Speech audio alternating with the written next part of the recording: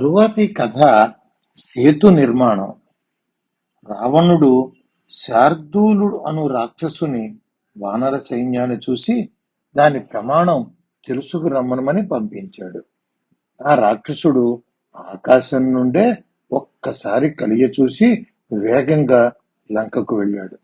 రావణ, అంతులేని సేన వానరములతో భల్లూకములతో మరొక సముద్రము వలె ఉన్నది.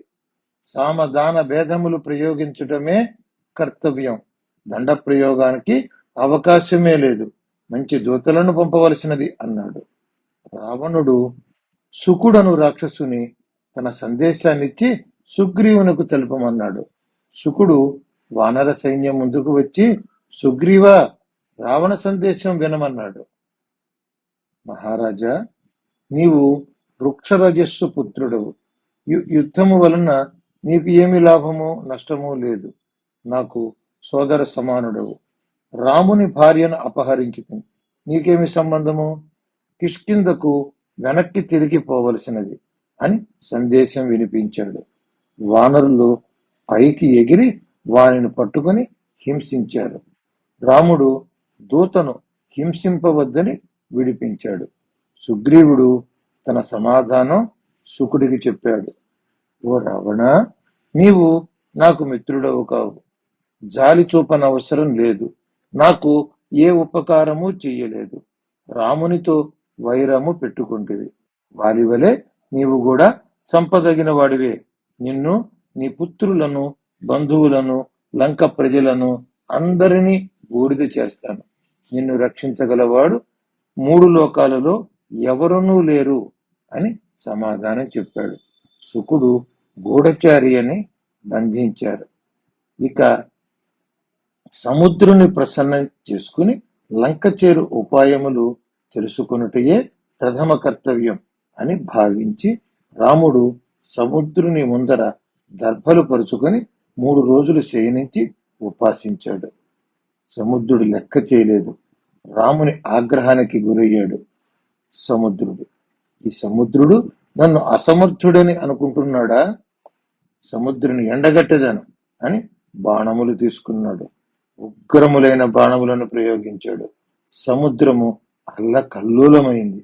సముద్రుడా, నిన్ను పాతాళంతో సహా ఎండిపోనట్లు చేస్తున్నానంటూ బ్రహ్మాస్త్రం తీశాడు. సంధించాడు. భయంకర ధ్వనితో భూమి ఆకాశం దద్దరిల్లిపోయాయి. చీకట్లు క్రమ్మినాయి. వాయువు బలంగా వీచాడు. పర్వతాలు కదిలినాయి. వృక్షములు పడిపోయినాయి. ప్రళయం ముంచుకొచ్చినదా అన్నట్లున్నది. సముద్రుడు సర్వాభరణ భూషితుడై రాముని వద్దకు వచ్చాడు. నీ సేన దాటటానికి స్థలము ఏర్పాటు చేస్తాను. జల జంతువుల వలన నీకు అపకారం జరగకుండా చూస్తాను అన్నాడు. దానికి రాముడు, సరేనయ్యా, ఎక్కుపెట్టిన బాణాన్ని ఎక్కడ వదలమంటావు అన్నాడు. దానికి సముద్రుడు, ఉత్తరముగా ఒక పవిత్ర స్థానం ఉన్నది. దాని పేరు ద్రుమకుల్యము. అక్కడ భయంకరమైన ఉగ్రమైన పాపాత్ములైన దస్యువులు నా నీరు తాగుతున్నారు. వాళ్ళ పాపపు స్పర్శ భరించలేకుండా ఉన్నాను. నీ బాణమును వారి మీద ప్రయోగించమన్నాడు. రాముడు ప్రయోగించాడు. ఆ ప్రదేశానికి పూర్వం మరుకాంతారము అని పేరు. రామబాణంతో దస్యులు మరణించారు. పాతాళం నుండి కోపము ఏర్పడింది. దాని పేరు వ్రణము. నిరంతర జలధార వచ్చుచుండెను. ఆ కోపము నుంచి దస్యులు ఉపయోగించిన కోప తటాకాలు ఎండిపోయినవి. ఆ మరుకాంతారానికి వరమునిచ్చాడు. అక్కడ పశువులు, పాడి ఏర్పడి నివాసయోగ్యమైంది. ఔషధులు, ఫలములు, తేనె సమృద్ధిగా లభించి ఆ మరుకాంతారము మంగళప్రదమైన మార్గమైంది. సముద్రుడు రామునితో, రామా, నీ వద్ద ఉన్న నలుడు విశ్వకర్మ కుమారుడు. విశ్వకర్మతో సమానుడు. సేతు నిర్మిస్తాడు. దానిని నేను ధరిస్తాను. సేతువు దారి పొడవునా లోతు తక్కువ ఉండునట్లు చేస్తాను అని అంతర్ధానమయ్యాడు. నలుడు లేచి, సముద్రుడు చెప్పినది నిజమే. మందర పర్వతం మీద నా తల్లికి తనతో సమానమైన పుత్రుడు కలుగుతాడని నా తండ్రి విశ్వకర్మ వరమిచ్చాడు. ఈ సముద్రుడు చెప్పగా జ్ఞప్తికి వచ్చింది. నా అంతట నేను నా గుణములు చెప్పుకోవటానికి సిగ్గుపడి తిని అన్నాడు. సేతువు కట్టగల సామర్థ్యము నాకున్నది. ఈ క్షణమే పని ప్రారంభిస్తాను అన్నాడు. రాముడు ఆజ్ఞ తీసుకుని వానరులు అరణ్యములోనికి వెళ్లి మహావృక్షాలను పెకిలించి తీసుకువచ్చారు. పర్వతాలను కదిలించి యంత్రముల సాయంతో సముద్రం దగ్గరకు తరలించారు. ఆ వృక్షములతో సముద్రాన్ని నింపివేశారు. నీలుడు విసిరిన శిలలు నీటిపై తేలుచున్నవి. రాళ్లపై పర్వతములను విసిరివేశారు. నీరు పైకి లేచి ఆకాశాన్ని అంటుతోంది. 100 యోజనముల మేర దారం పట్టుకుని కొందరు వానరులు నిలుచున్నారు. కొందరు రాళ్లను విసురుచున్నారు. తృణముల చేత కాష్టముల చేత సేతువుకు సంబంధించిన భాగములు తయారు చేస్తున్నారు. పుష్పములతో నిండిన వృక్షములతో సేతు నిర్మాణం జరుగుతోంది. విశ్వకర్మ నిర్మించే విధంగానే నలుడు సేతు నిర్మాణం చేశాడు. మొదటి రోజు ఎంతో ఉత్సాహంతో వానరులు 10 యోజనముల వెడల్పు 14 యోజనముల పొడవు గల సేతువు నిర్మించారు.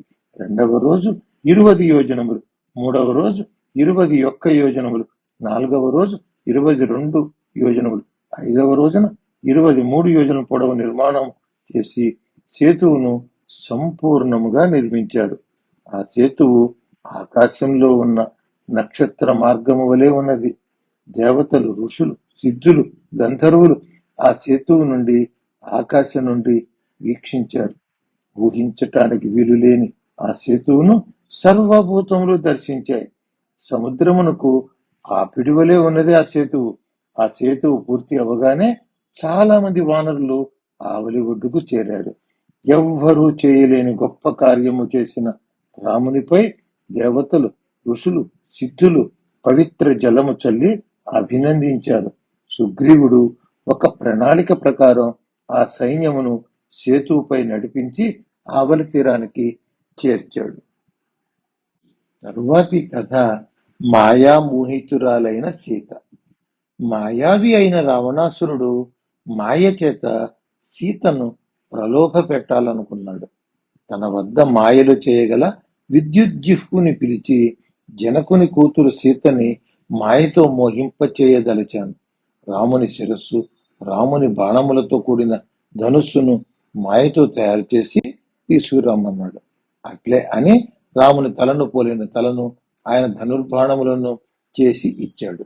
వాని కళకు మెచ్చి ఒక ఆభరణమును బహూకరించాడు. అశోకవనములో ఉన్న సీత దగ్గరికి వెళ్ళాడు. తల క్రిందికి దించి భర్తనే తలుచుకుంటూ ధ్యానములో ఉన్నది సీత. సీత, ఖరాదులను చంపిన నీ భర్త యుద్ధములో మరణించాడు. ఇక నీవు నా భార్య అగుటకు అడ్డంకులు లేవు. నా భార్యవై నా ఇతర భార్యలపై అధికారం చెలాయించు. ఉత్తరాసురుని వధ వంటి నీ భర్త వధను వినవలసినది. రాముడు సుగ్రీవునితో కలిసి సముద్రమునకు చేరాడట. బాగా అలసి నిద్రిస్తున్న వారిని మా గూఢచారులు చూశారు. ప్రహస్తుడు తన సైన్యముతో రాత్రికి రాత్రే రాముడి సైన్యాన్ని నాశనం చేశాడు. ప్రహస్తుడు నిద్రిస్తున్న రాముని శిరస్సును ఖండించాడు. విభీషణుని కూడా బంధించాడు. లక్ష్మణుడు పారిపోయాడు. సుగ్రీవుని కంఠమును విరుగకొట్టారు. హనుమంతుని గడ్డమును పగులగొట్టగా మరణించాడు. జాంబవంతుడు మరణించాడు. రాక్షస బాణాలకు ఛేదించబడిన శరీరముతో రాముడు పడి ఉన్నాడు. వానరులు సముద్రములో పడి చనిపోయారు, పారిపోయారు, గాలిలోకి ఎగిరిపోయారు. మొత్తం వానరసేన కుప్పకూలిపోయింది. వానరసేన చనిపోగా రాముని శిరస్సును తెచ్చి తింటూ అక్కడ ఉన్న రాక్షస స్త్రీని విద్యుజ్జిహ్వుడు యుద్ధరంగంలో నుండి తెచ్చిన రాముని శిరస్సును తీసుకురమ్మనమని ఆజ్ఞాపించాడు. విద్యుజ్జిహ్వుడు రాముని శిరస్సు, బాణంతో కూడిన ధనుస్సును తెచ్చి రావణుని ముందుంచాడు. సీత దర్శనార్థం, ఇదిగో నీ భర్త శిరస్సు, ధనుస్సు, ఇక నీవు నాకు భార్య అగుము అన్నాడు. పూర్వము హనుమంతుడు చెప్పిన వివరములు రావణుడు చెబుతున్న సుగ్రీవాది మిత్రుల వివరములు పోలి ఉన్నాయి. రాముని ముఖము, నేత్రములు, ముఖవర్ణము, కేశములు సుందరమైన చూడమని గుర్తులు అన్నీ చూసి అది తన భర్తదే అని నమ్మింది. దుఃఖితురాలై కైకేయిని దూషించింది. నీ కోరిక తీరింది. కులనందనుడు మరణించాడు. కలహప్రియవు వంశమును నాశనము చేశావు. నరచరులు ఇచ్చి అరణ్యమునకు పంపావు. ఏమి అపకారం చేశాడు అంటూ ఆక్రోశిస్తూ నరికి వేయబడ్డ అరటి బోదెవలే కూలి పడిపోయింది. వెంటనే తేరుకుని మరల శిరస్సు వద్దకు వెళ్ళి, నీ విధవనైతిని, నేనును చచ్చితిని.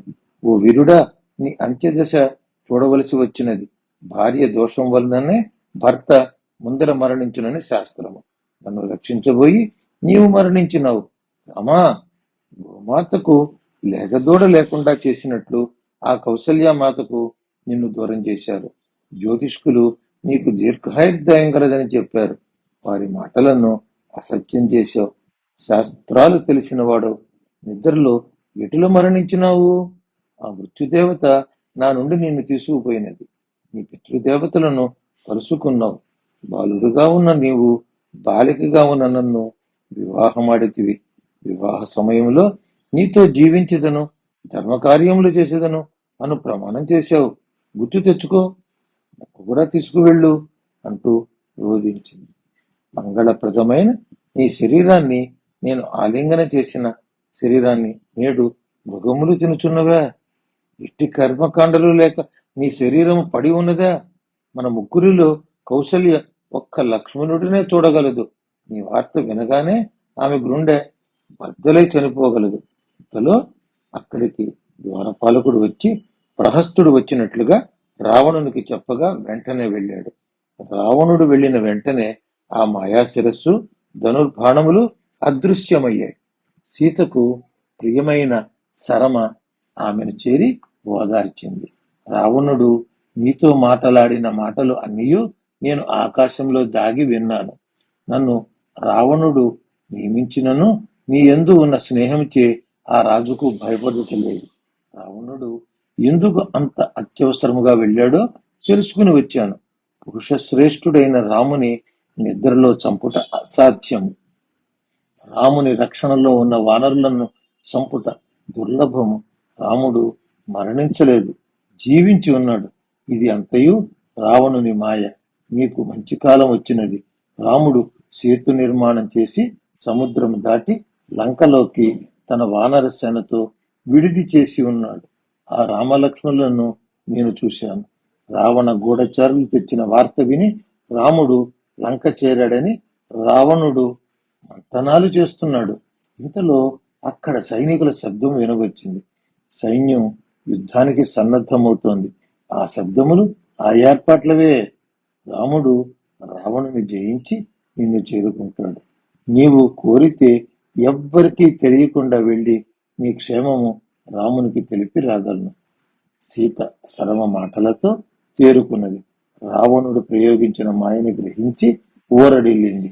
తన శ్రేయస్సు కోరిన శర్మతో సీత, శర్మ, నీ సమర్థత నాకు తెలుసు. రామునికి నా క్షేమం తెలుపుట కాదు, రావణుడు చేయు సమాలోచన గురించి తెలుసుకుని రావలసినది అని చెప్పింది. మాయామోహితురాలైన సీత వాస్తవంలోకి వచ్చింది. తరువాతి కథ రాక్షస సంహారం. సైన్యముతో కూడి రామలక్ష్మణులు యుద్ధానికి సిద్ధమై లంకకు వచ్చారు.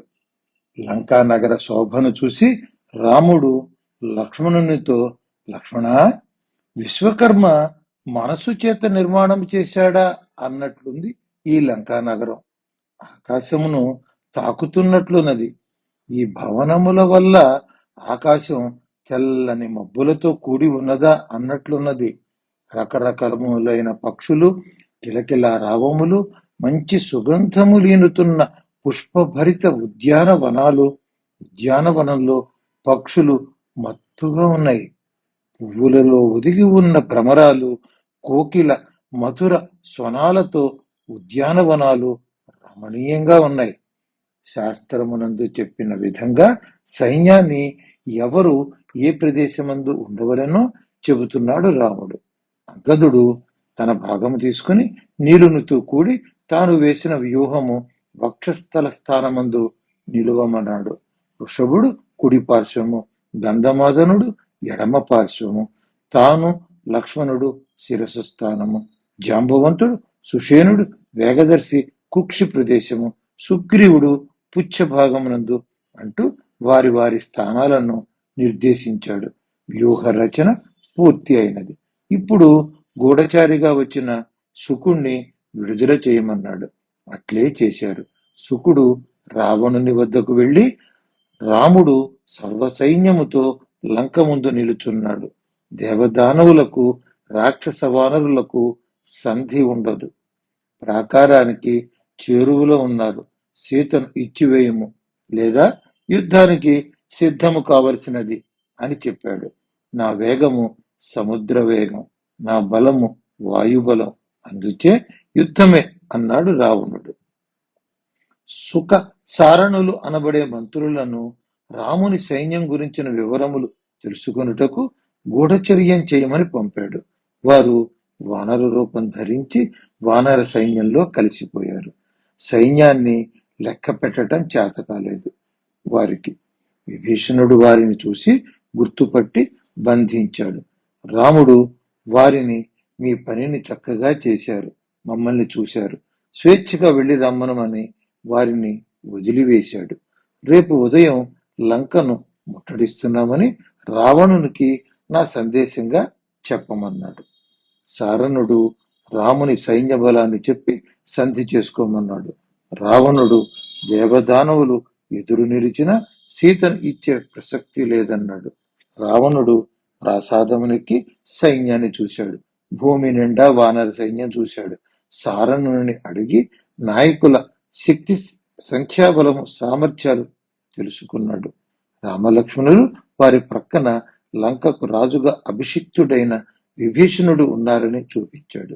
సైన్యం మధ్య నిలబడిన సుగ్రీవుని చూపించాడు. 100 లక్షలు 1 కోటి, 1,00,000 కోట్లు 1 శంకువు, 1000 శంకువులు 1 మహాశంకువు, 1000 మహాశంకువులు 1 వృందము, 1000 వృందములు 1 మహావృందము, 1000 మహావృందములు 1 పద్మము, 1000 పద్మములు 1 మహాపద్మము, 1000 మహాపద్మములు 1 ఖర్వము, 1000 ఖర్వములు 1 మహాఖర్వము, 1000 మహాఖర్వములు 1 సముద్రము, 1000 సముద్రములు 1 ఓఘము, 1000 ఓఘములు 1 మహాఓఘము. 1,000,000 మహౌఘముల సైన్యంతో వానర సైన్యం కూడి ఉన్నది. లెక్కింప శక్యము గాని ఆ సేనావాహినిని రామలక్ష్మణులు సుగ్రీవుని, విభీషణుని, అంగదుని, ఇతర మహానాయకులను చూసి కలత చెందాడు. సుఖసారణుల మీద ఆగ్రహం చెందారు. మీరు నా అమాత్యుల శత్రువర్గాన్ని పొగుడుతున్నారు, మీరు నా కంటికి కనపడకుండా వెళ్ళిపోండి అన్నాడు. మరల గూఢచారులను పంపాడు. వారు రాముని క్షమ పొంది తిరిగి వెళ్ళారు. రాముని సైన్యం సువేల పర్వతం దగ్గర ఉన్నది అని రావణునికి తెలియచేశారు. రావణుని మాతామహుడు మాల్యవంతుడు తెలివి గలవాడు, విద్యావంతుడు, శత్రువు కన్నా తక్కువ బలం ఉన్నవాడు సంధి చేసుకున్నట ఉత్తమం అని అనేక ఉపమానాలతో బోధించాడు. అపశకునాలు కనపడుతున్నాయి. స్త్రీలకు, పిల్లలకు, వృద్ధులకు, సామాన్య పౌరులందరికీ యుద్ధము క్షేమము కాదు అని చెప్పాడు. నీవు దేవదానవ ఇత్యాది అనేక మంది నుండి రక్షణగా వరం తీసుకున్నావు. మానవులను మరిచిపోయావు. మనుష్య రూపంలో వచ్చిన విష్ణుమూర్తియే రాముడు. ఇది రాక్షస వినాశానికి వచ్చినదని అనిపిస్తోందన్నాడు. నాకు హితము కానిది ఏది నా చెవికి ఎక్కదు అని రావణుడు సభ చాలించాడు. తూర్పు ద్వారమందు ప్రహస్తుణ్ణి, దక్షిణ ద్వారం వద్ద మహోదర మహాపార్శ్వులను, పశ్చిమంలో తన కొడుకు ఇంద్రజిత్తుని నియమించి ఉత్తరాన సుఖసారణులతో తాను ఉంటానని చెప్పాడు. విరూపాక్షుని సైన్యము మధ్యలో నిలిపాడు. రాముడు తన పరివారంతో సమాలోచన చేశాడు. రావణుని లంక లోపల యుద్ధ ఏర్పాట్ల గురించి తెలుసుకోవాలని విభీషణుడు అక్కడికి వచ్చాడు. తన మంత్రులు అనలుడు, పనసుడు, సంపాతి, ప్రమతి లంకలోకి పక్షి రూపంలో వెళ్లి అక్కడి ఏర్పాట్లు చూచి వచ్చారు అని అక్కడి ఏర్పాట్లు చూసినది చూసినట్లుగా చెప్పాడు. ఒక్కొక్క నాయకుని వెంట 10 లక్షల మంది రాక్షసులు ఉన్నారు. రాముడు తన సైన్యానికి వారి స్థానాలు చెప్పాడు. తూర్పున ప్రహస్తుని నీలుడు ఎదుర్కొనవలను, దక్షిణ ద్వారమున అంగదుడు, మహాపార్శ్వ మహోదరులను ఎదుర్కొనవలెను. పశ్చిమాన హనుమంతుడు ఇంద్రజిత్తుని, ఉత్తరాన నేను లక్ష్మణునితో రావణుని కలిసి ఎదుర్కొంటాం. సుగ్రీవుడు, విభీషణుడు, జాంబవంతుడు సైన్యం మధ్యలో ఉంటారు అని ఆనాటి యుద్ధ ప్రణాళికను పూర్తి చేశాడు. వానరులు మనుష్య రూపం ధరించరాదు, ఇది నియమం. తాను, లక్ష్మణుడు, విభీషణుడు, వాని నలుగురు మంత్రులు మాత్రమే మానవ రూపంలో ఉంటాము అన్నాడు రాముడు.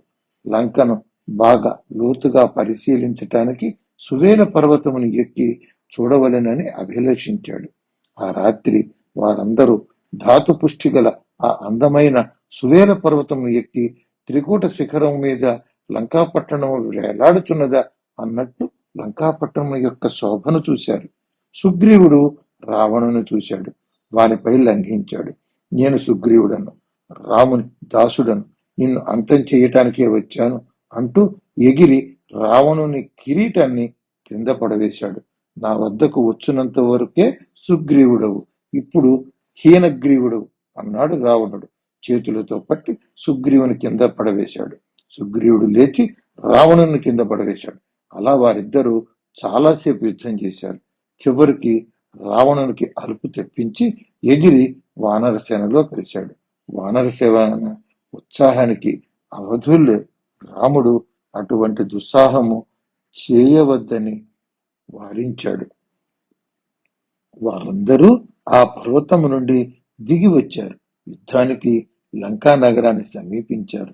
ఉత్తర ద్వారం నుండి ఎవ్వరూ బయటకు రాకుండగా లక్ష్మణుడు అడ్డుకున్నాడు. అట్లే మిగతా వానర నాయకులు అన్ని ద్వారాలను ముట్టడించారు. కోట్ల కొలది తోడి వానరసేన ధ్వని సముద్రము కట్టలు తెంచుకుని వచ్చినదా అన్నట్లున్నది. విభీషణుని ఆలోచన మేరకు అంగదుని పిలిచి రావణుని దగ్గర దూతగా పంపాడు. నా భార్యను అపహరించి చాలా తప్పు చేశావు. దేవతలు, ఋషులు, రాజులు, అప్సరసులు, గంధర్వుల యందు నీవు చేసిన పాపమునకు శిక్ష అనుభవించబోతున్నావు. నా భార్యను అపహరించి నాకు తీరని బాధ కలిగించావు. నిన్ను సంహరించటానికి నీ నగరమందు నిలుచున్నాను. శరణు వేడుకో, లేదా మరణించటానికి సిద్ధంగా ఉండమని సందేశం పంపాడు. అంగదుడు యథాతథంగా రామ సందేశాన్ని రావణునికి వినిపించాడు. రావణునికి కోపం వచ్చింది. అంగదుని బంధించమన్నాడు. అంగదుడు వారి పట్టు నుండి పక్షిలాగా పైకి ఎగిరాడు. ప్రసాద శిఖరం మీదకి ఎక్కాడు. అది వెంటనే బ్రద్దలైపోయింది. ఎగురుతూ రాముని వద్దకు చేరాడు. అటువంటి సాహసం కూడదన్నాడు రాముడు. యుద్ధం ఆరంభమైంది. వానరుల ధాటికి రాక్షసులు నిలువలేకపోయారు. అనేక రాక్షసుల వానరుల శవాలు గుట్టలై పడి ఉంటున్నాయి. ఆ రాత్రి పూట కూడా యుద్ధము కొనసాగింది. రక్తము ఏరులై నదులై పారింది. అంగదుడు ఇంద్రజిత్తు సారథిని అశ్వములను కూలగొట్టాడు. సారథి మరణించగానే ఇంద్రజిత్తు ఓటమి గ్రహించి మాయలతో యుద్ధభూమి నుండి నిష్క్రమించాడు. రామలక్ష్మణులు అంగదుణ్ణి ప్రశంసించారు. అంతర్ధానమైన ఇంద్రజిత్తు మాయలలో నాగరూపమైన బాణాలను ప్రయోగించి రామలక్ష్మణులను తీవ్రంగా గాయపరిచాడు. బాణములతో వారిని బంధించాడు. అజ్ఞాతంగా యుద్ధం చేస్తున్న ఇంద్రజిత్తు మార్గమును అన్వేషించమని వానర నాయకులను ఆజ్ఞాపించాడు రాముడు. ఇంద్రజిత్తు రెచ్చిపోయాడు. వాని బాణాలకి ఆ అన్నదమ్ముల శరీరాలు పుష్పించిన మోదుగ చెట్ల వలె ఉన్నారు. ఇంద్రజిత్తు రామలక్ష్మణులను మర్మస్థానాలలో గాయపరిచాడు. వాని ధాటికి వీర శయనాగతులేరి వానరులు దుఃఖములో మునిగిపోయారు. ఇంద్రజిత్తు ఆనందానికి అవధులు లేవు. రావణుడు సీతని యుద్ధభూమికి కొనిపోయి రామలక్ష్మణును చూపించమని ఆజ్ఞాపించాడు. ఆమె పుష్పకంలో వెళ్లి చూసి తల్లడిల్లిపోయింది. మరణించారని తలపోసింది. త్రిజట ఆమెను ఓదార్చి వారు జీవించియే ఉన్నారన్నది. రామునికి ముందు స్పృహ వచ్చింది. లక్ష్మణుని చూసి చెలించాడు. సుమిత్రకు ఏమని చెప్పాలి అంటూ పరిపరి విధాల దుఃఖించాడు. విభీషణుడు నా రాజ్యకాంక్షచే వీరులకు ఇట్లు జరిగినది. రావణుడు జయించుతాడు అనుకుంటున్నప్పుడు సుగ్రీవుడు విభీషణుడికి ధైర్యం చెప్పాడు. వాళ్ళు నాగబంధం చేత కదలలేకపోతున్నారు. అది విడిపడగానే యథాస్థితికి వస్తారు, భయపడవద్దని చెప్పాడు. సుగ్రీవుడు తన మామగారైన సుషేణునితో రామలక్ష్మణులను వానరులను కిష్కిందకు తీసుకువెళ్ళమన్నాడు. తాను ఒక్కడు రావణుని సంహరించి సీతను తీసుకువస్తానన్నాడు. సుషేనుడు దేవాసుర యుద్ధ విశేషాలను ప్రస్తావిస్తూ బృహస్పతి కొన్ని ఓషధులను మంత్రించి దేవతలకు చికిత్స చేశాడు. దివ్యములైన సంజీవకరణిని, విశల్యకరణిని కాక మరికొన్ని పర్వతములలో లభించే ఓషధులు సంపాతి పనసునికి తెలుసు. క్షీరసముద్రమునకు త్వరగా పంపమన్నాడు. క్షీరసముద్రమును మధించినప్పుడు చంద్రము, ద్రోణము అను పర్వతములుండేవి. సంజీవకరణి, విశల్యకరణి అనే ఓషధులు ఆ పర్వతముల మీద ఉన్నవి. ఆ రెండు పర్వతాలు క్షీర సముద్రంలో ఉన్నాయి. హనుమంతుని పంపితే తీసుకురాగలడు అన్నాడు. ఇంతలో భయంకరమైన గాలి వీచింది. గరుత్మంతుడు అక్కడికి వచ్చాడు. రామలక్ష్మణులను బంధించిన నాగులు తక్షణం వారిని వదిలి పారిపోయినాయి. గరుత్మంతుడు వారిని స్పృశించగానే గాయములు, నొప్పులు మటుమాయం అయ్యాయి. వారికి శక్తి, ధైర్యం, ఉత్సాహం రెండింతలైంది. నా తండ్రి వలే వచ్చి రక్షించావు, ఎవరు నీవు అన్నాడు. రామా, నీ ప్రియ నేస్తమును గరుత్మంతుడను అన్నాడు. దేవాసురులు ఎవ్వరూ ఇంద్రజిత్తు వేసిన ఈ అస్త్రాన్ని విడిపించలేరు. నాకు నీ విషయం తెలిసి పరుగు పరుగున వచ్చాను. జాగరూకతతో ఉండవలసినది అన్నాడు గరుత్మంతుడు. రావణుడు రామలక్ష్మణులు బంధ విముక్తులైనారని తెలిసి చింతించాడు. ధూమ్రాక్షుణ్ణి యుద్ధానికి పంపించాడు. మహావృక్షాలు, శూలములు, ముద్గరాలతో భీకర యుద్ధం సాగింది. వాని ధాటికి వానరులు కకావికలయ్యారు. వానరుల వ్యధ చూసిన హనుమంతుడు శిలను వాని రథం మీద వేసి రథమును ముక్కలు చేశాడు. పర్వత శిఖరమును తీసుకుని హనుమంతుడు వానిపై దుమికాడు. ధూమ్రాక్షుడు తన గదతో హనుమంతుని శిరస్సుపై బలంగా కొట్టాడు. హనుమంతుడు ఆ దెబ్బను లెక్క చేయక పర్వత శిఖరాన్ని వాని తల మీద వేశాడు. ధూమ్రాక్షుడు వెంటనే మరణించాడు. రావణుడు తరువాత వజ్రదంష్టుని యుద్ధానికి పంపాడు. ఆ రాక్షసుడు వానరులను భీకరంగా సంహరిస్తూ భయోత్పాతం కలిగిస్తున్నాడు. అంగదుడు వజ్రదంష్టుని తీవ్రంగా గాయపరిచి ఖడ్గంతో వాని తల నరికివేశాడు. ఆ తరువాత అకంపనుడు ప్రళయముగా యుద్ధం చేసిన హనుమంతుడు ఒక మహావృక్షాన్ని పెకిలించి కొట్టగానే మరణించాడు. సేనాపతి ప్రహస్తుడు వచ్చాడు. అతి పెద్ద సైన్యం తోడురాగా నీలుడు సాల వృక్షములతో వాని గుర్రములను, కండబలముతో వాని విల్లును, గొప్ప శిలను తీసుకుని వాని శిరస్సును పగులగొట్టాడు. తరువాతి కథ పరాజయంతో రావణుని వేదన. మహానాయకులు, వీరులు మరణిస్తుంటే రావణునికి ఆగ్రహం కట్టలు తెంచుకుంది. నేనే స్వయంగా యుద్ధరంగంలోకి వెడుతున్నాను అన్నాడు. రావణుని వెంట అతిరథులు, మహారథులు కదలి వచ్చారు. రామలక్ష్మణులు ఆ సైన్యాన్ని చూసి ఆ సైన్యంలోని వివరములు విభీషణుని అడిగి తెలుసుకున్నారు. రావణుడు వానర సైన్యాన్ని చీల్చి చెండాడుతున్నాడు. సుగ్రీవుడు పెద్ద పర్వతాన్ని ఉడబెరికి రావణుని మీదకు లంఘించాడు. రావణుడు దానిని పిండి చేశాడు. యమునితో సమానమైన సర్ప బాణాన్ని సుగ్రీవుని మీదకు వేశాడు. సుగ్రీవుడు విపరీతమైన బాధతో స్పృహ తప్పాడు. వానర నాయకులు రావణుని మీదకు ఎగిరారు. వానరులను వరుసగా చంపివేస్తున్న రావణునికి భయపడి వానరులు రాముని దగ్గరకు వెళ్ళారు. రాముడు ముందుకు వచ్చాడు. కానీ లక్ష్మణుడు రావణుని చంపే అవకాశం తనకు ఇవ్వమన్నాడు. లక్ష్మణ, వారి లోపాలు తెలుసుకో, నీలోని లోపాలను గ్రహించు, ధనుస్సుతో పాటు నిన్ను కూడా రక్షించుకో అన్నాడు రాముడు. ఇంతలో హనుమంతుడు రావణుని చేరాడు. దేవ, దానవ, గంధర్వ, యక్ష, రాక్షసుల నుండి చావు లేకుండగా వరము కోరావు. మానవులు, వానరుల నుంచి నీకు ముప్పు తప్పదు. చేతి వేళ్లు బిగించి కుడి చేత్తో నీ వక్షస్థలం మీద తాకించిన నీ జీవాత్మ బయటకు వస్తాడు అని భయపెట్టాడు. ఓ వానరుడా, నిస్సందేహముగా అట్లే చేయము. నీ కీర్తి అజరామరం అవుతుంది. నీ శక్తిని చూసి ఆపై నిన్ను చంపేదను అన్నాడు రావణుడు. హనుమంతుడు, రావణ, నీ కుమారుడు అక్షుని చంపాను అన్నాడు. రావణుడు తన అరచేతితో హనుమంతుని వక్షస్థలమందు కొట్టాడు. హనుమంతుడు తూలాడు. మరల నిలదొక్కుని అదే అరచేతితో రావణుని వక్షస్థలం మీద కొట్టగానే భూమి కంపించినట్లుగా ఆ రాక్షసరాజు కంపించాడు. రావణుడు ఆ దెబ్బకు హనుమంతుని మెచ్చుకున్నాడు. కీర్తించవలసిన శత్రువుగా ఉన్నావు. హనుమంతుడు, రావణ, ఛీ, నా బలం ఏమున్నదయ్యా? నా చేతి దెబ్బ తిని నీవింకా జీవించే ఉన్నావు. కావాలంటే మరొక్కసారి నీ పిడికిలతో నన్ను కొట్టవచ్చు. మరుక్షణంలో నిన్ను యముని దగ్గరకు పంపుతానన్నాడు. రావణుడు బలంగా హనుమంతుని వక్షస్థలం మీద కొట్టగా హనుమంతుడు బాగా తూలాడు. రావణుడు నీలుని మీదకు వెళ్లి దహించినట్లు చేశాడు. పర్వత శిఖరాన్ని రావణుని మీదకు విసిరాడు. హనుమంతుడు తేరుకున్నాడు. నీలుడు రావణుడు భీకర యుద్ధం చేశాడు. రావణుని నీలుడు చికాకు పరిచాడు. రావణుడు ఆగ్నేయాస్త్రం వదిలాడు. నీలుడు కూలబడ్డాడు, మరణించలేదు.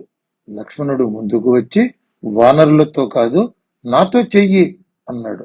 శర పరంపరగా భీకరంగా సాగింది. రావణుని ధనుస్సు విరిచేశాడు లక్ష్మణుడు. రావణుడు బ్రహ్మదేవుని వరంతో పొందిన శక్తిని ప్రయోగించాడు. లక్ష్మణుడు చెలించాడు, మరల నిలదొక్కున్నాడు. ఇంతలో హనుమంతుడు వచ్చి రావణుని గుండెల మీద పిడికిలితో తీవ్రంగా కొట్టాడు.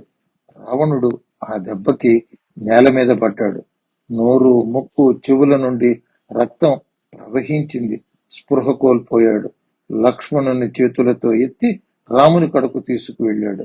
వానర వీరులు పడిపోవటం చూసి రాముడు నేరుగా రావణుని దగ్గరకు హనుమంతుని భుజములను నెక్కి వెళ్ళాడు. రావణుని రథము, గుర్రములను, సారథిని నాశనం చేశాడు. రాముని బాణాలకు రావణుడు చెలించిపోయాడు. కిరీటాన్ని పోగొట్టుకున్నాడు.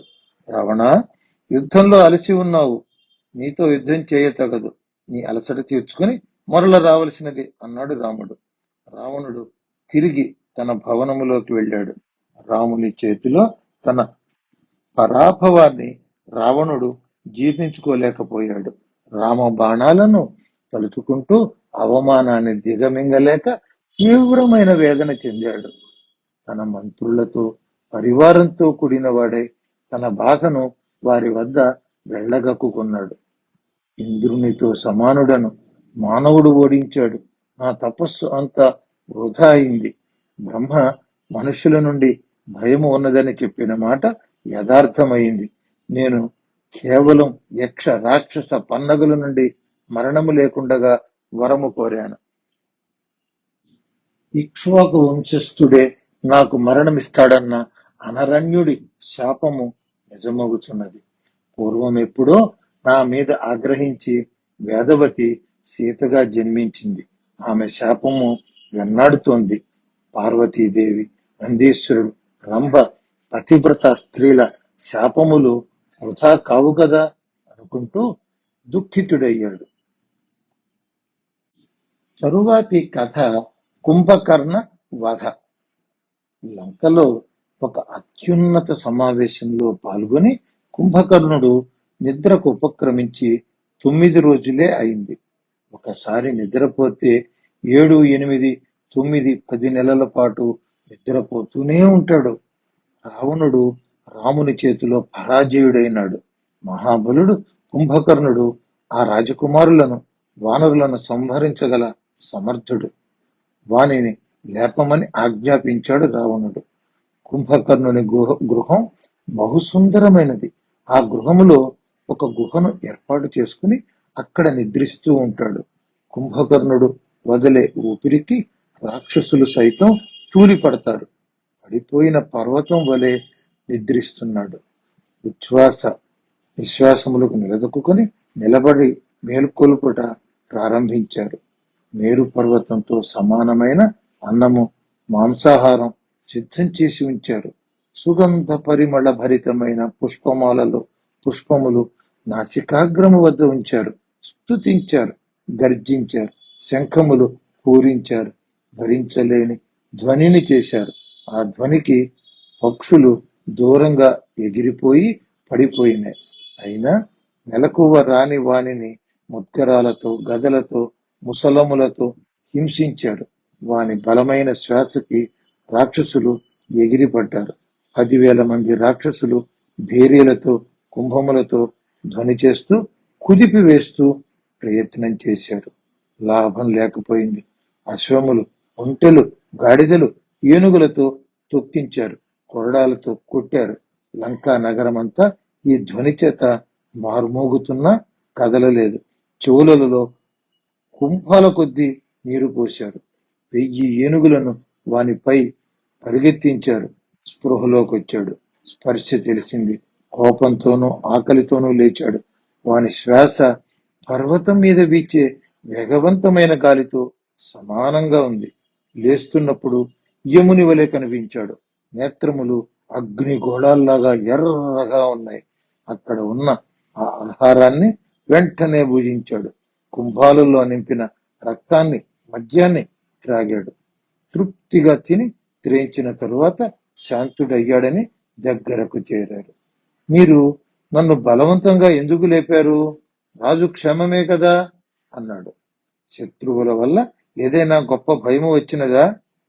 నేను లేచి తిని కదా. దేవేంద్రుని చీల్చవలనా, లేక అగ్నిని చల్లగా చేయవలనా? ఏదో మహాకారణం లేనిదే మా అన్న నన్ను నిద్రలేపడు. త్వరగా చెప్పండి అన్నాడు. రావణుని మంత్రి యుపాక్షుడు, రాజా, దేవతల నుండి మాకెన్నడూ భయము లేదు, మానవులచే వచ్చి పడినది అన్నాడు. అంత భయము దైత్యులు, దానవుల నుండి ఎప్పుడూ రాలేదు. పర్వతముల వంటి వానరులు లంక చుట్టూ నిలిచి ఉన్నారు. సీతాపహరణం వలన రాముని నుండి ఆపద వచ్చింది. ఇంతకుముందు ఒక వానరుడు వచ్చి లంకను కాల్చి అక్షకుమారుని, వాని పరివారము, ఏనుగులతో సహా చంపి వెళ్ళాడు. సాక్షాత్తు లంకా చక్రవర్తి రావణుని రాముడు జయించి చంపకుండా వదిలాడు. దేవ, దానవ, గంధర్వులు చేయలేని సాహసాన్ని, దయనీయ స్థితిని రాముడు మన రాజుకు కల్పించాడు. కుంభకర్ణుడు పట్టరాని ఆగ్రహం పొందాడు. నేను వెళ్ళి ఆ రామలక్ష్మణుల రక్తం త్రాగి రావణును చూచిదను అన్నాడు. మహోదరుడు వినయంగా, రాజా, రావణుడు ఏమి చెప్పునో విన్న తరువాత మంచి చెడులను ఆలోచించి యుద్ధమునకు వెళ్ళవచ్చును అన్నాడు. మంత్రులు రావణుని ఆజ్ఞపై కుంభకర్ణుని రావణుని వద్దకు వెళ్ళవలెనని చెప్పారు. కుంభకర్ణుడు స్నానం చేశాడు.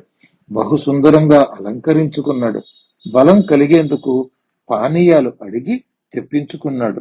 2000 కుండల మద్యం సేవించి ఆగ్రహంతో అన్నగారి దగ్గరకు వెళ్ళాడు. రాజమార్గములో వానిని చూసిన వానరులు, వానర నాయకులు భయపడిపోయారు.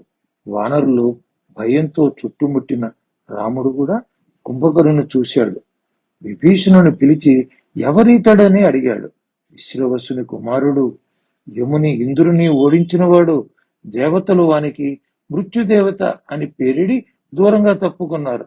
ఈ కుంభకర్ణుడు ఇతర రాక్షసుల వలె కాక పుడుతూనే ఆకలి అంటూ 1000 ప్రాణులను తినివేశాడు.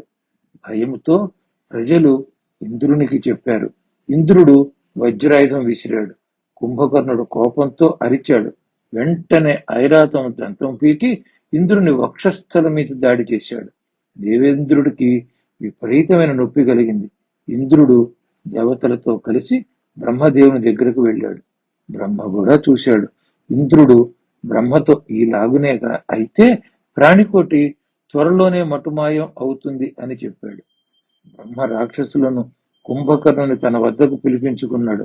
కుంభకర్ణుని చూడగానే బ్రహ్మకి కూడా భయం కలిగింది. మెల్లగా తేరుకుని కుంభకర్ణునితో, నీ తండ్రి నిన్ను లోకనాశనానికే సృష్టించినట్లుంది. ఇది నుంచి చచ్చిన వాని వలె సేనించదవు అన్నాడు. రావణుడు చాలా బాధపడి, వీడు నీ మునిమనుమడు, బంగారు వృక్షం ఫలమునిచ్చే సమయానికి నరికివేస్తున్నావు, న్యాయమా అన్నాడు. సరే, మీ మాట వృధా కారాదు కాబట్టి వీని నిద్రకు మేలుకొనుటకు కాల నిర్ణయం చెయ్యి అన్నాడు. 6 మాసములు నిద్రించి 1 రోజు మెలకువగా ఉంటాడు అని బ్రహ్మ ఏర్పాటు చేశాడు. ఆ 1 రోజు చాలు వీనికి లోకాలను మింగటానికి అంటూ విభీషణుడు వాని పరిచయం చేశాడు. రాముడు సైన్యమును అప్రమత్తం చేశాడు. నీలునికి లంక 4 ద్వారాల వద్ద సైన్యాన్ని నియమించి సిద్ధముగా ఉండమన్నాడు. కుంభకర్ణుడు నేరుగా రావణుని గృహమునకు బయలుదేరాడు. రాజమార్గములో పుష్పవర్షం కురిపించారు. వేల మంది రాక్షసులు అనుసరించారు. నేరుగా పుష్పక విమానంలో కూర్చున్న రావణుని దగ్గరకు వెళ్ళాడు. ఆసీనుడయ్యాడు. రాజా, బలవంతముగా ఎందుకు నిద్రాభంగం చేశావు? నీకు ఎవరి వల్ల ఆపద వచ్చింది అన్నాడు. రాముడు వానరులతో సేతు నిర్మాణం చేసుకుని లంకకు వచ్చాడు. ముఖ్యమైన మన నాయకులను, మన సేనను సంహరించాడు. ధనాగారము ఖాళీ అయినది. లంకలో స్త్రీలు, బాలలు, వృద్ధులే మిగిలారు. నీవు రక్షించాలి అన్నా. హితుల మాటలను పెడచెవిని పెట్టువారికి పట్టుగతి నీకు పట్టినది. ముందుగా మా ఎవ్వరితోనూ ఆలోచించలేదు. రాబోయే ఫలితాన్ని ఊహించలేదు. అహంకారంతో ముందు వెనుకలు ఆలోచించకుండా పనులు చేసే వారికి మంచి చెడుల నీతి తెలియదు. దేశ కాల పరిస్థితులు అనుకూలముగా ఉన్నవా లేవా అని చూసుకోకుండా పనులు చేస్తే అపవిత్రుల యందు హవిస్సులు వడే చెడిపోతాయి. ఎవడు మంత్రులతో బాగుగా చర్చించి 3 విధములైన కర్మలను 5 విధాలైన సాధనాలతో పొందగలడో వానిదే మంచి నీతి మార్గం. మంచి నీతి మార్గములోని రాజు మంత్రులతో, పురోహితులతో, బంధువులతో చర్చించి ధర్మార్థ కామముల యందు ఏది ఏ సమయములో ఆచరించుట శ్రేష్టమో తెలుసుకున్నవాడే రాజు. అట్లు చేయని వాని శాస్త్రాభ్యాసము వృధా కదా అంటూ అనేక ఉదాహరణలతో, అనేక శాస్త్ర సంబంధ విశేషాలతో వివరించాడు. విభీషణుడు చెప్పినట్లు చెయ్యి, లేదా నీకు ఏది హితమో చెప్పు, అదే చేయుదము అన్నాడు. ఆచార్యుడి వలె ఉపదేశిస్తున్నావు, ఇప్పుడు ఏమి చేయాలో అది చెయ్యి అని రావణుడు కోపంగా అన్నాడు. గతం గతః అన్నాడు రాజు. హితము చెప్పుట నీ సోదరునిగా నా బాధ్యత కనుక చెప్పాను. నీకు కష్టం కలిగించిన వారిని సంహరించటం నా కర్తవ్యం. నీవు చింతపడకు. రాముని శిరస్సును తెచ్చి నీకు బహూకరిస్తాను అన్నాడు. మహోదరుడు, రాజా, రాముని బాణములు గుచ్చుకున్న గాయాలతో నీ వద్దకు వచ్చి రాముని సంహరించాము, విజయం పొందాము అని చెబుతాము. నువ్వు వేడుకలకి ఏర్పాట్లు చేయి. సీత నిజముగా రాముడు మరణించాడని నీకు వశమవుతుంది. ఇది చక్కని ఉపాయం అన్నాడు. కుంభకర్ణుడు చేదరించుకున్నాడు. యోధులు చెయ్యవలసిన ఆలోచన కాదన్నాడు. బలమైన ఇనుముతో తయారై బంగారు పూత ఉన్న వాడి అయిన శూలమును గ్రహించి యుద్ధానికి బయలుదేరాడు. ఆ శూలము కాంతి, బరువు ఇంద్రుని వజ్రాయుధంతో సమానమై ఉన్నది. ఒంటరిగా ఉన్నను, ఏమరిపాటుగా ఉన్నను వానరులు దంతాలతో కొరికివేస్తారు. సూర్యులు గల సైన్యమును తీసుకుని వెళ్ళమన్నాడు. రాజు యుద్ధములోకి వెళ్ళు, యోధులకి చేయు అలంకారములు చేయించాడు. ఆ అలంకారములతో హోమము చేసిన అగ్నిదేవుని వలె భాసిస్తున్నాడు కుంభకర్ణుడు. బంగారు కవచాన్ని ధరించాడు. సోదరుడికి ప్రదక్షిణము చేసి, పాదాభివందనము చేసి కథన భూమికి కదిలాడు. కుంభకర్ణుడు బయలుదేరు సమయానికి దుశ్శకునాలు కనబడ్డాయి. గ్రద్ద వాని శూలము మీద వ్రాలింది. ఎడమ కన్ను అదిరింది. ఎడమ భుజం అదిరింది. ఉల్కలు రాలిపడ్డాయి. వానిని చూడగానే వానరులు భయకంపితులై పారిపోయారు. వాని గర్జనకే వానరులు కుప్పకూలారు. వానర నాయకులు సైతం పారిపోతున్నప్పుడు అంగదుడు రాక్షసులు సృష్టించిన బొమ్మ ఇది, భయపడవద్దు, మనం నాశనం చేయగలం అని ధైర్యం నూరిపోసి వెనుకకు తెచ్చాడు. వానరులు తొందరపడి కుంభకర్ణుని మీద పర్వత శిఖరాలను, చెట్లను విసిరారు. అవి పిండి అయి రాలిపడినాయి. కుంభకర్ణుడు వానరులను సంహరించాడు. అనేక మంది చెల్లా చెదురుగా పారిపోయారు. పర్వతాలు ఎక్కారు. సముద్రంలో మునిగిపోయారు. అంగదుడు ఎప్పటికప్పుడు ఉత్తేజపరుస్తూనే ఉన్నాడు. కుంభకర్ణుడు ఒకేసారి పెక్కు మందిని పట్టి నమిలి వేస్తున్నాడు, విసిరి వేస్తున్నాడు. ద్వివిధుడు అనే వానరుడు పెద్ద పర్వతాన్ని పెకిలించి కుంభకర్ణునిపై విసిరాడు. అది తప్పి రాక్షస సేనపై పడి వేలాది మరణించారు. హనుమంతుడు పెద్ద శిలలను కుంభకర్ణుని శిరస్సు మీద వర్షింపజేశాడు. వాటిని శూలముతో ముక్కలు ముక్కలు చేస్తున్నాడు.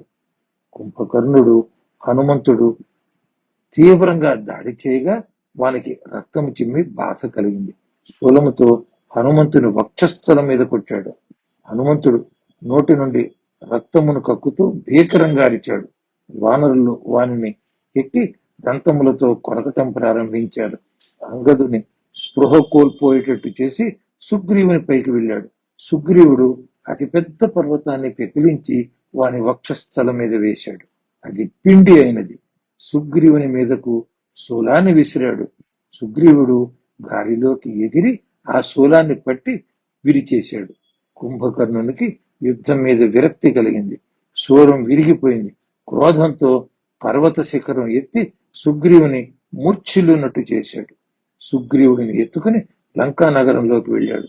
రాక్షసులు పుష్పవర్షం కురిపించారు. సుగ్రీవునికి స్పృహ వచ్చింది. కుంభకర్ణుని చెవులు ముక్కు కొరికి వేశాడు. వాని శరీరం రక్తమైంది. సుగ్రీవుని నేల మీదకి విసిరాడు. సుగ్రీవుడు గాలిలోకి లేచి రాముని వద్దకు వచ్చాడు. కుంభకర్ణుడు క్రోధముతో మరల యుద్ధానికి వచ్చాడు. దొరికిన వానరులను తినేస్తున్నాడు. లక్ష్మణుడు వాడియైన బాణాలు ప్రయోగించాడు. లక్ష్మణుని ప్రతిభకు ముచ్చటపడ్డాడు ఆ రాక్షసుడు. దేవేంద్రుడు కూడా నా ముందు నిలువలేడు, నీవు యుద్ధము కూడా చేశావు అన్నాడు. నీ అనుమతితో రాముని వద్దకు వెడతాను అన్నాడు. రాముడు అక్కడే ఉన్నాడు. రాక్షసుడు రాముని మీదకు లంఘించాడు.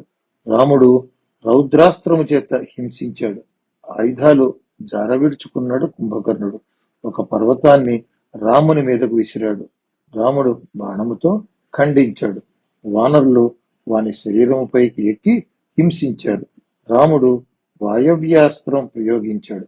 అది వాని బాహును చీల్చివేసింది.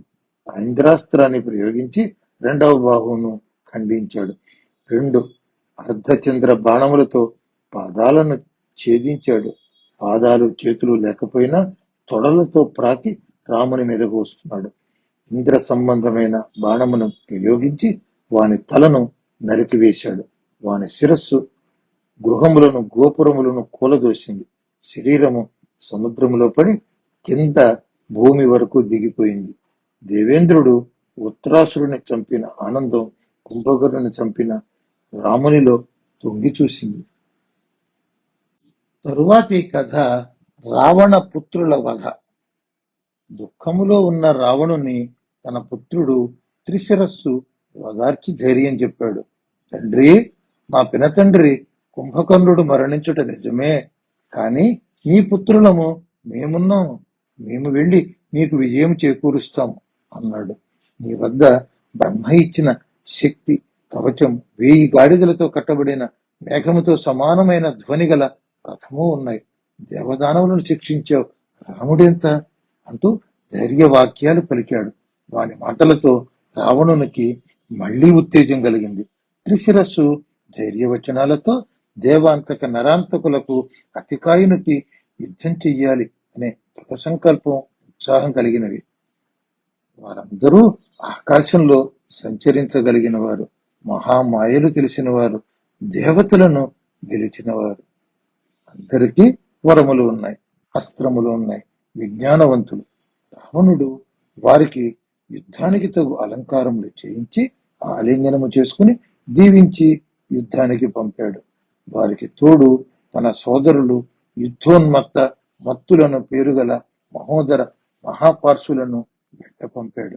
త్రిశిరస్సు, అతికాయుడు, దేవాంతక, నరాంతకులు, మహోదరుడు, మహాపార్శుడు అను ఈ 6గురు రావణునికి ప్రదక్షిణలు చేసి నమస్కరించి ఆయన ఆశీస్సులు పొంది యుద్ధానికి బయలుదేరారు. మహోదరుడు ఐరావత కులంలో పుట్టిన సుదర్శమనే ఏనుగునికి అస్తాద్రి శిఖరమునందు సూర్యుని వలె ప్రకాశించాడు. త్రిశిరస్సు ఉత్తమాశ్వములచే కూడిన రథమునెక్కాడు. ఆ ఉత్తమ రథమునందు త్రిశిరస్సు 3 కిరీటములతో 3 బంగారు పర్వతాలతో వెలిగే హిమవంతుడిలాగా మెరిచిపోయాడు. అతికాయుడు ఉత్తమ రథమునెక్కాడు. బంగారము చేత విచిత్రంగా ప్రకాశించే కిరీటముతోనూ అలంకారములతోనూ మేరు పర్వతం వలె దగదగలాడుతూ కదిలాడు. నరాంతకుడు బంగారు అలంకారములు కలిగి మనస్సు వంటి వేగము కలది, ఉచ్చైశ్రవముతో సమానమైనది అయిన శ్వేతాశ్వము అధిరోహించాడు. ఉల్క వంటి ప్రాసను ధరించి కుమారస్వామి వలె ప్రకాశించాడు. దేవాంతకుడు బంగారంతో అలంకరించబడిన పరిఘను తీసుకుని క్షీరసాగర మథన సమయంలో తన బాహువులతో మందర పర్వతాన్ని ధరించిన విష్ణువు వలె వెళ్ళాడు.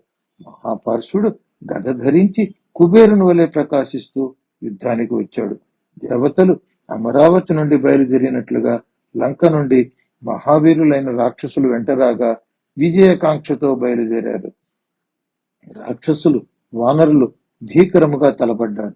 ఆయుధాలు, పర్వత శిలలు, వృక్షాలు ముష్టిఘాతాలతో తీవ్రంగా గాయపరుస్తూ ఒకరినొకరు అలుపెరుగని యుద్ధం చేస్తున్నారు.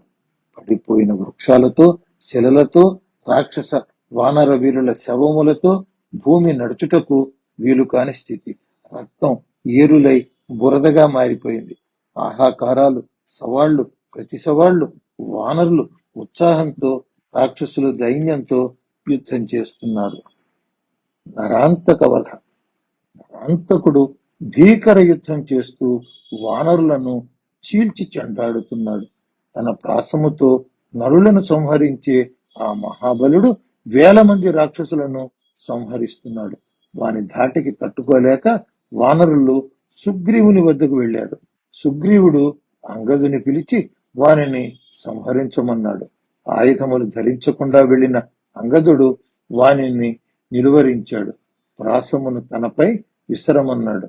ఆ రాక్షసుడు ప్రాసమును బలంగా విసరగా అది అంగదుని తాకి ముక్కలైపోయింది. అంగదుడు అరిచేతితో వాని గుర్రమును బలంగా మోదాడు. గుర్రము నేలకూలింది. రథము పడిపోయింది. పిడికిలితో అంగదుని తల మీద మోదాడు. అంగదుడికి శిరస్సుకు గాయమైంది. స్పృహ కోల్పోయాడు. క్షణమాత్రం. వెంటనే తేరుకుని బలము కూడా తీసుకుని నరాంతకుని వక్షస్థలము మీద మోదాడు. నరాంతకుడు దారుణంగా మరణించాడు. మహోదరుడు ఏనుగుపై అంగదుని మీదకు దాడి చేశాడు. దేవాంతకుడు కూడా అంగదుని మీదకు వచ్చాడు. త్రిశిరస్సు తన రథాన్ని అంగదుని వైపు త్రిప్పి వేగంగా దాడికి వచ్చాడు. అంగదుడు ఆ ముగ్గురు తన మీదకు రావటం గమనించాడు. మహావృక్షాన్ని పిగిలించి విసిరాడు. వారు దానిని ఖండించి వేశారు. వృక్షాలు శిలలు వేశాడు. వారు వాటిని పిండిని చేశారు. మహోదరుడు తోమరములతో, దేవాంతకుడు పరిగతో, త్రిశిరస్సు బాణాలతో ఏకకాలంతో దాడి చేసిన చిరించలేదు అంగదుడు. వేగంగా తన అరచేతితో దేవాంతకుని ఏనుగును చార్చాడు. ఏనుగు కుప్పకూలింది. దాని దంతములను ఒడబెరికి దేవాంతకుని కొట్టింది. దేవాంతకుడు పరిగతో అంగదుని కొట్టాడు. అంగదుడు పైకి ఎగిరాడు. త్రిశిరస్సు లలాటం పైకి బాణాలు వేశాడు. ముగ్గురు ఏకకాలంలో అంగదుని మీద యుద్ధం చేయడం చూశారు హనుమంతుడు, నీలుడు. వేగంగా అంగదుని వద్దకు వెళ్లారు. వారు హనుమంతుని లక్ష్యం చేసుకున్నారు. దేవాంతక వధ. దేవాంతకుడు హనుమంతుని చూచి ఆయన మీద పరిగ చేత పట్టుకుని దూకాడు. హనుమంతుడు వేగంగా పైకి ఎగిరి దేవాంతకుని శిరస్సుపై వజ్ర సమానమైన పిడికిలితో బలంగా మోదాడు. హనుమంతుడు చేసిన ధ్వనికి రాక్షసులు భయకంపితులైనారు. దేవాంతకుని తల ముక్కలైపోయింది. దంతాలు, కళ్ళు బయటపడిపోయినాయి. నాలుక వేళ్లాడుతున్నది. దేవాంతకుడు వెంటనే మరణించాడు. మహోదరుడి వధ.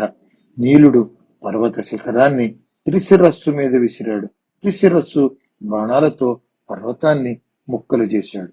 అగ్ని కణాలతో, అగ్ని జ్వాలలతో పర్వతం శిథిలములైనది. నీలుని వక్షస్థలము మీదకి బాణ పరంపర కురిపించాడు మహోదరుడు. నీలుని మీదకు బాణవర్షమును కురిపించాడు. నలువైపులా బాణవర్షం దాడి చేయగా శరీరమంతా గాయాలయ్యాయి. రక్తం ధారలైంది. కదలలేని స్థితి కలిగింది. చాలా వేగంగా శక్తిని పుంజుకొని వృక్షములతో కూడిన పర్వతాన్ని పెకిలించి భయంకరమైన వేగంతో పైకి ఎగిరి ఆ మహోదరుని శిరస్సు పైన బలంగా కొట్టాడు.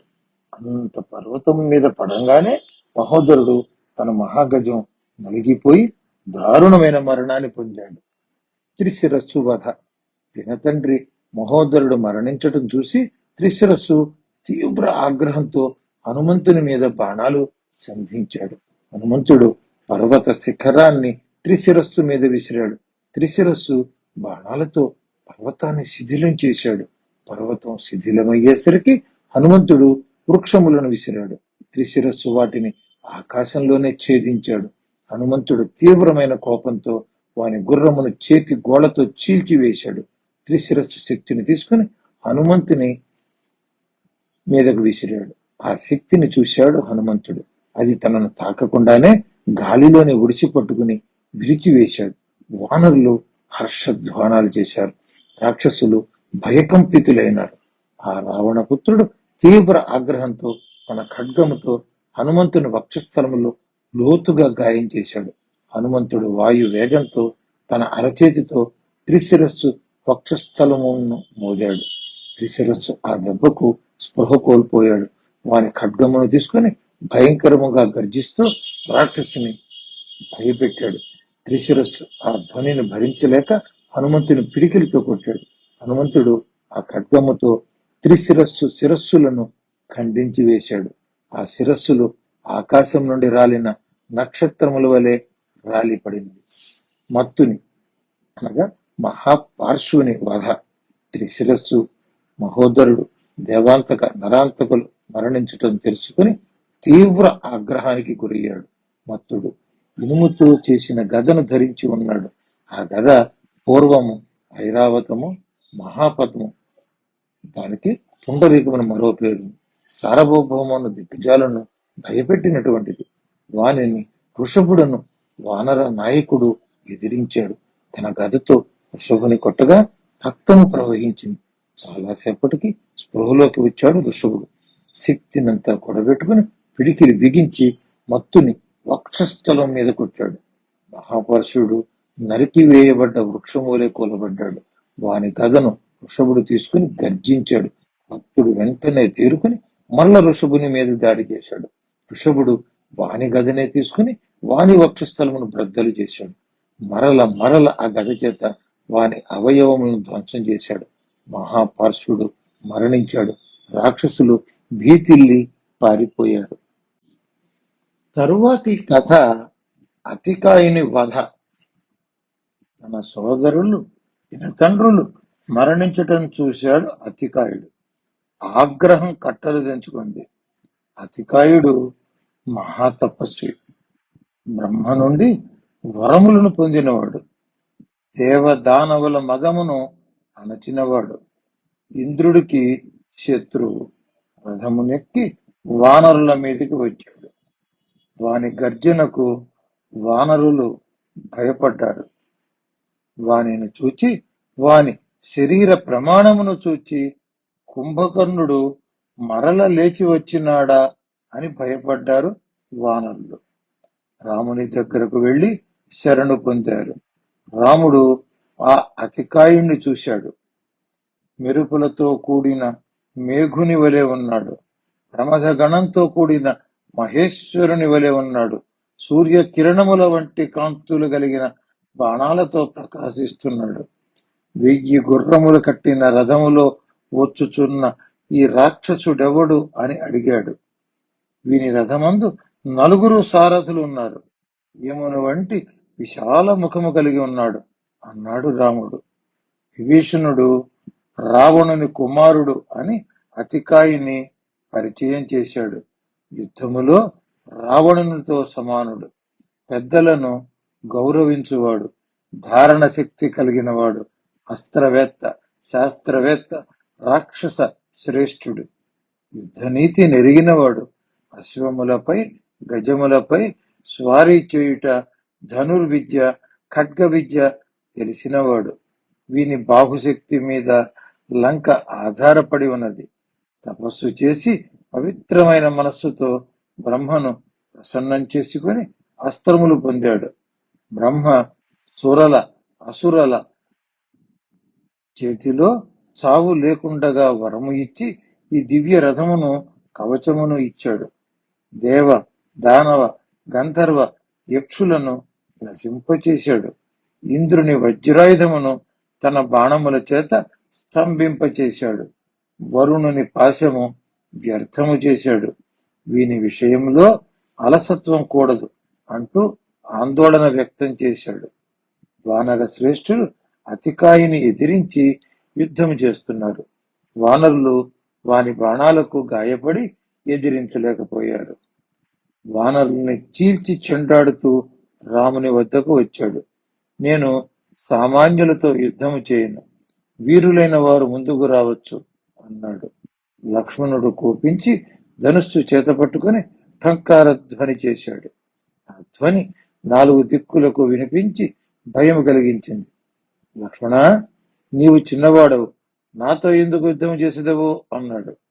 భూమి ఆకాశాలు పర్వతాలు నా బాణ వేగానికి నిలువవు కదా అన్నాడు. వెనుకకు వెళ్ళి ప్రాణాలు రక్షించుకో, లేని ఎడల ప్రాణాలు కోల్పోతావు అన్నాడు. లక్ష్మణుడు సూటిగా వాడిగా సమాధానం చెప్పాడు.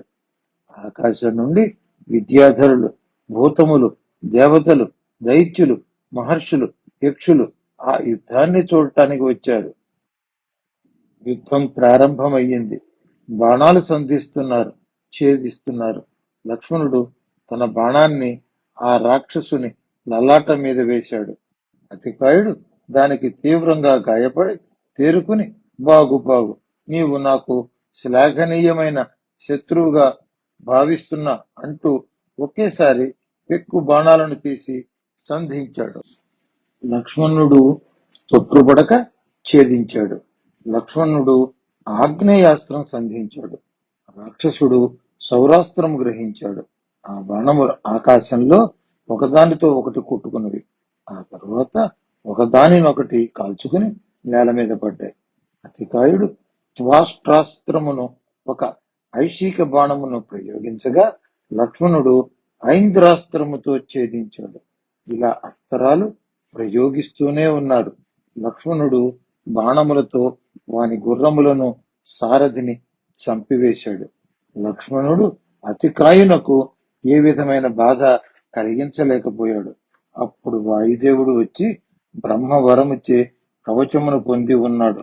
ఇతర అస్త్రములు వీని ముందు పనిచేయవు, బ్రహ్మాస్త్రమును ప్రయోగించు అని చెప్పాడు. బ్రహ్మాస్త్రముతో కూడిన అమోఘమైన బాణాన్ని వదిలాడు. వాయు వేగంతో వస్తున్న ఆ బాణాన్ని అతికాయుడు చూశాడు. అనేక బాణాలతో ఆ అస్త్రాన్ని ఎదుర్కొన్నాడు. ఫలితం లేదు. ఆ అస్త్రంతో కూడిన బాణం వాని శిరస్సును ఖండించింది. ఆ మహాశరీరం నేలకూలింది. ఆనందంతో రాముని వద్దకు వెళ్ళాడు లక్ష్మణుడు. తరువాతి కథ మృత సంజీవని. యుద్ధంలో ఇంద్రజిత్తు సోదరులు చనిపోయారు. పినతండ్రులు చనిపోయారు. తండ్రి దుఃఖిస్తున్నాడు. లంకా నగర పరిస్థితి దైన్యంగా ఉంది. ఇంద్రజిత్తు తండ్రిని సమీపించి, మహారాజా, నేను వెళ్ళి ఆ రామలక్ష్మణులను సంహరించి వస్తాను, ఆశీర్వదించమన్నాడు. రావణుడు అంగీకరించాడు. ఇంద్రజిత్తు సూర్యులైన రాక్షస వీరులను తీసుకుని యుద్ధానికి సిద్ధమయ్యాడు. యజ్ఞభూమికి వెళ్ళాడు. యథావిధిగా హోమములు నిర్వహించాడు. యజ్ఞ హవిస్సును స్వీకరించాడు. అగ్ని చుట్టూ రెల్లుగడ్డి, తోమరములు పరిచి నల్లని మేకను గ్రహించి అగ్నిలో హోమం చేసి బ్రహ్మాస్త్రమును ఆహ్వానించినప్పుడు నవగ్రహములతో, నక్షత్రములతో కూడిన ఆకాశము చెలించినట్లయింది. తాను తన అశ్వములతో కూడిన రథము, సారథులతో సహా అదృశ్యమయ్యాడు. ఇంద్రజిత్తు తోడు ఉండగా రాక్షసులు చెలరేగిపోయారు. ఊహించని రీతిలో వానర సంహారం జరుగుతోంది. నలుని, మైందుని, గజుని, జాంబవంతుని, నీలుని, సుగ్రీవుని, వృషభుని, అంగదుని, హనుమంతుడిని తీవ్రమైన బాణాలతో హింసించి చలన రహితులను చేశాడు. ముఖ్యులైన వానర శ్రేష్ఠులను తీవ్రంగా బాధించాడు. వాని మాయా యుద్ధమునకు వానరసేన తలవంచింది. ఇంద్రజిత్తు బాణాలు తప్ప ఇంద్రజిత్తు కనపడలేదు వారికి. బ్రహ్మాస్త్రమును ప్రయోగించిన బాణములు రామలక్ష్మణుల మీద ఎడతెరిపి లేకుండా వేశాడు. రాముడు బ్రహ్మదేవుని ప్రభావం వల్ల ఈ బాణపాతాన్ని నిర్వహించలేకపోతున్నాం. ఈ రోజుకు యుద్ధాన్ని విరమించి ఆనందం కానీ ఆగ్రహం కానీ చూపకుండా, కదలిక లేకుండా క్రింద పడి ఉండుట చూచి విజయ గర్వంతో వెనుకకు వెళ్ళగలడు అని లక్ష్మణునికి చెప్పగా, ఆ విధముగా బ్రహ్మాస్త్రమును గౌరవించి అచేతనులుగా పడుకున్నారు. వారు ఊహించినట్లుగానే ఇంద్రజిత్తు విజయం వరించిందని రాక్షసుల జయ జయ ధ్వానాల మధ్య పట్టణంలోనికి వెళ్ళాడు. వానరులు చాలా మంది మూర్ఛనొందారు. అనేకులు తీవ్రంగా గాయపడ్డారు. ఎంతో మంది చనిపోయారు. రామలక్ష్మణులు అచేతనులుగా పడి ఉన్నారు. సుగ్రీవ, అంగద, నీల, జాంబవంతులు పరిస్థితి తీవ్రతను గుర్తించారు. విభీషణుడు వాళ్ళకి ధైర్యం చెప్పాడు. వాళ్ళు బ్రహ్మాస్త్రాన్ని గౌరవిస్తూ బద్ధులే ఉన్నారు. భయపడవలసినది ఏమీనూ లేదు.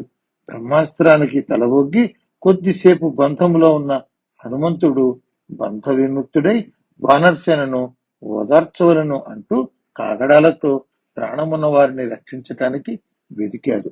ఇంద్రజిత్తు సాయం సమయంలో 67 కోట్ల వానరులను కొట్టాడు. అంగదుడు, నీలుడు, ఇతరులు కనిపించారు. జాంబవంతుని కోసం వెదికారు. బ్రహ్మదేవుని కుమారుడు జాంబవంతుడు వృద్ధుడు వందల కొలది బాణాలు గుర్చుకొనగా కొన ఊపిరితో ఉన్నట్లు కనిపించాడు. విభీషణుని కంఠస్వరమును గుర్తుపట్టాడు. విభీషణ, ఈ రణము కలిగించు బాధ వలన నిన్ను చూడలేకపోవచ్చున్నాను. హనుమంతుడు ఏ మూలనైనా ప్రాణాలతో ఉన్నాడేమో చూడమన్నాడు.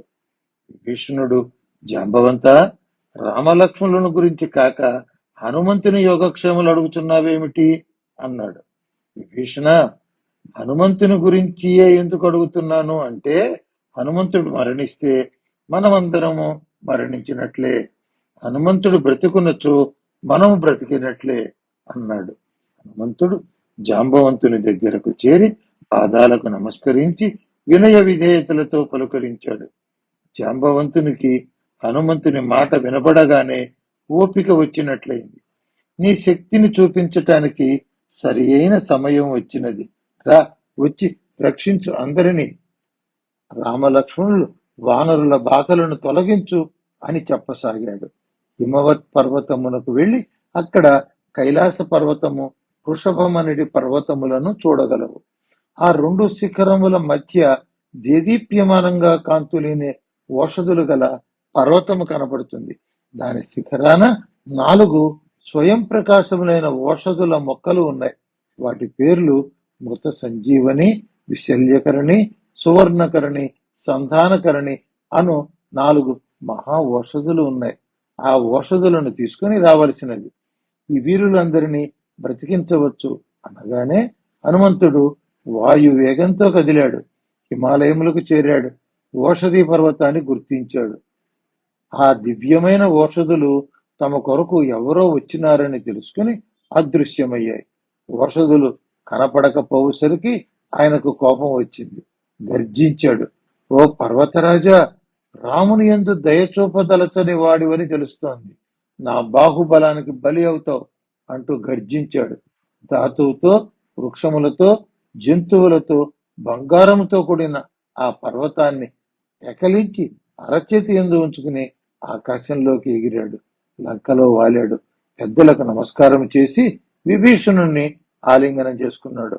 కేవలం ఓషధుల సుగంధ పరిమళాలను వాసన చూడగానే రామలక్ష్మణులు బంధ విముక్తులయ్యారు. స్పృహ తప్పిన వారు, మరణించిన వారు నిద్రలో నుండి మేల్కొన్నట్టుగా లేచి కూర్చున్నారు. అందరూ స్వస్థులైన పిదప ఆ ఓషధి పర్వతాన్ని మరల యథాస్థానమున ఉంచి వచ్చాడు. తరువాతి కథ రాక్షస వీరుల వధ. సుగ్రీవుడు వానరులని లంకా దహనం చేయమన్నాడు. వానరులు విజృంభించాడు. ప్రతి గృహమునకు నిప్పు పెట్టారు. వస్తు వాహనములకు నిప్పు పెట్టారు.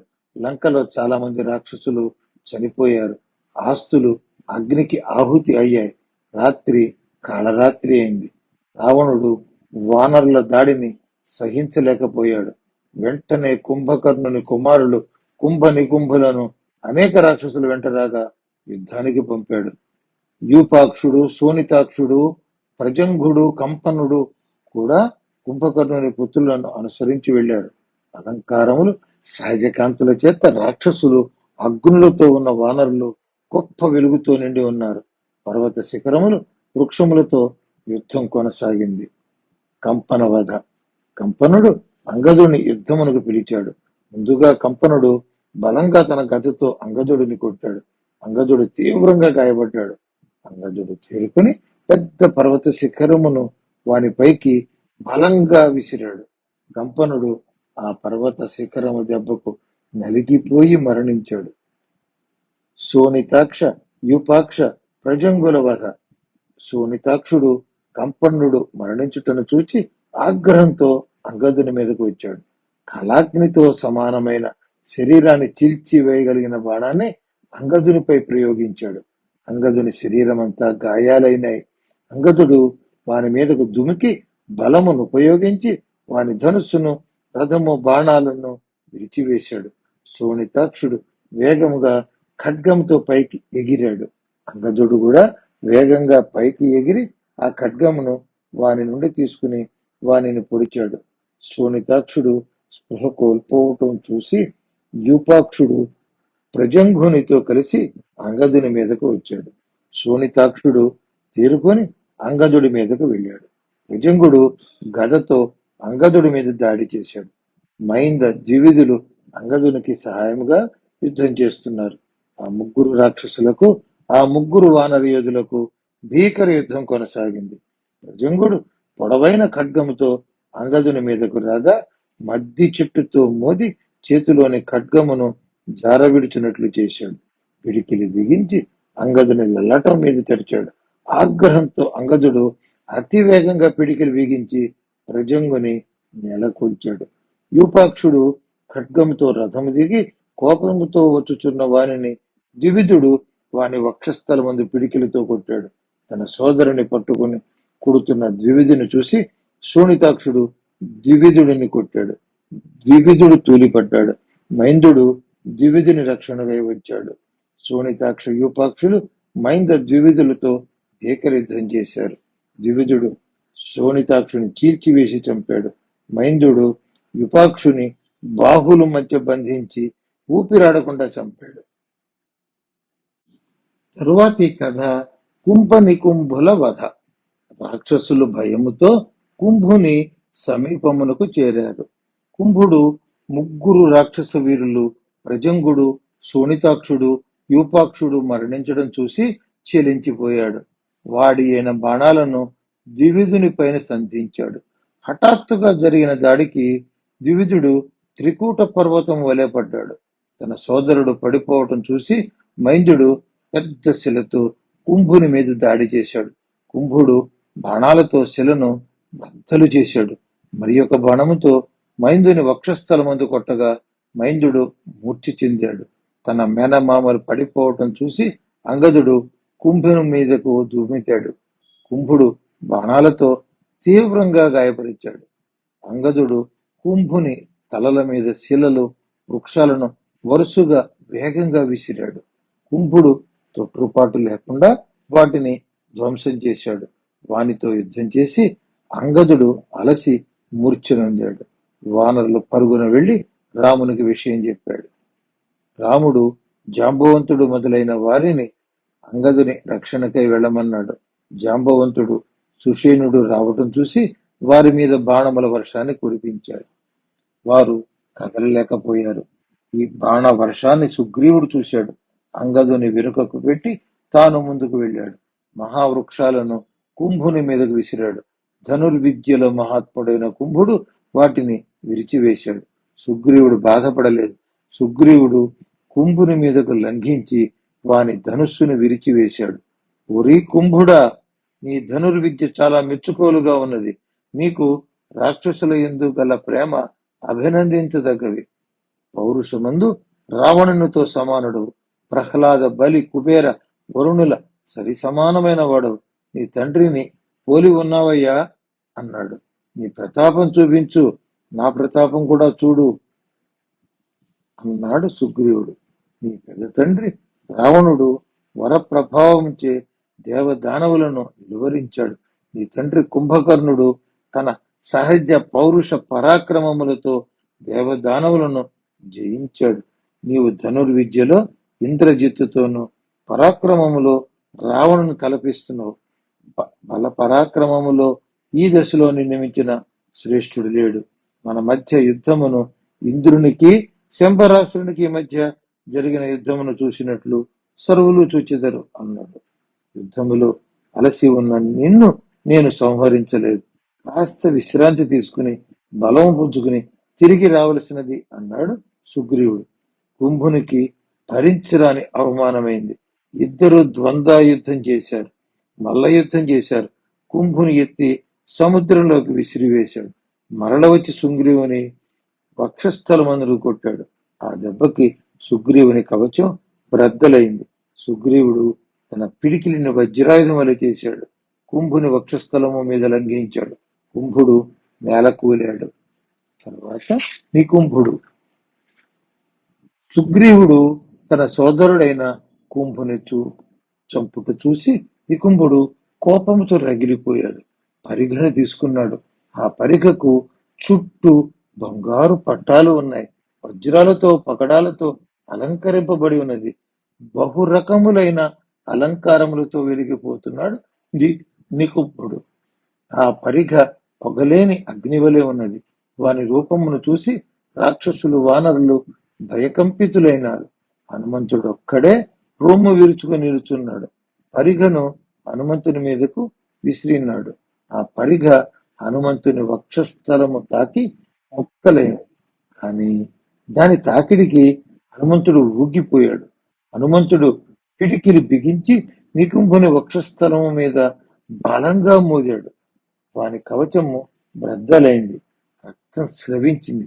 కాసేపు స్పృహ కోల్పోయి వెంటనే తేరుకుని హనుమంతుని పట్టుకుని ఎత్తాడు. హనుమంతుడు క్రిందకి దూకి వాని మెడను మెలిత్రిప్పి తలను మొండెమును వేరు చేశాడు. వానరుల ఉత్సాహం హద్దులు దాటింది. తరువాతి కథ మకరాక్షుని వధ. రావణుడు మకరాక్షుని యుద్ధానికి వెళ్లి రామలక్ష్మణ సంహారం చెయ్యమన్నాడు. మకరాక్షుడు అమితానందంతో యుద్ధానికి సిద్ధమయ్యాడు.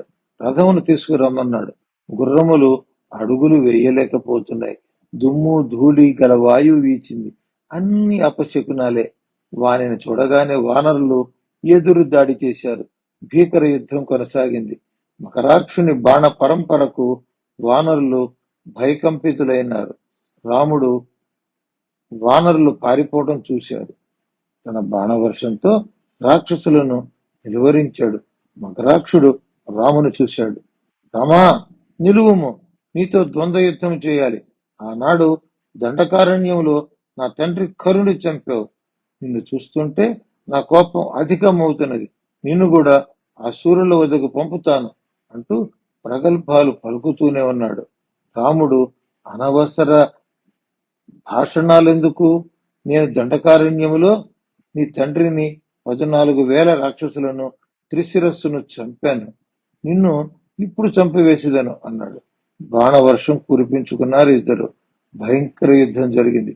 దేవతలు ఆకాశం నుండి వీక్షించారు. బాణములతో భూమి అంతా కప్పబడిపోయినది. రాముడు తీవ్రమైన కోపముతో వాని ధనుస్సును సారథిని కూలగొట్టాడు. రథమును ముక్కలు చేసి గుర్రములను చంపివేశాడు. సర్వము కోల్పోయి నేల మీద నిలబడినాడు. తన తపశక్తితో రుద్రుని ప్రసన్నం చేసుకుని సంపాదించిన శూలాన్ని ధరించాడు మకరాక్షుడు. లోకాలను సంహరించే అస్త్రం వలె ఉన్నది. రాముని మీదకు ఆ శూలాన్ని ప్రయోగించాడు. 4 బాణాలతో ఆ శూలాన్ని ఛేదించాడు రాముడు. పిడికిలి బిగించి రాముని మీదకు దుమికాడు. రాముడు వాని మీదకు ఆగ్నేయాస్త్రం సంధించాడు. వాని హృదయం చీలి మరణించాడు. దేవతలు సంతోషం వ్యక్తం చేశారు. తరువాతి కథ ఇంద్రజిత్తు వధ. రావణుడు ఇంద్రజిత్తును పిలిచి యుద్ధము చేయమన్నాడు. మహావీరుడవు, ఈ రామలక్ష్మణులను సంహరించమన్నాడు. ఇంద్రజిత్తు యుద్ధోన్ముఖుడై యజ్ఞశాలకు వెళ్ళాడు. శాస్త్రోక్తంగా యజ్ఞ విధులు ఆచరించాడు.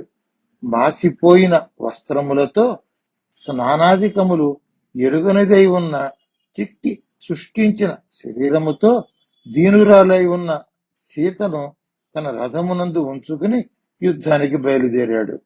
వానరులు శిలలతో వృక్షాలతో ఇంద్రజిత్తుని నిలువరించటానికి సిద్ధమయ్యారు.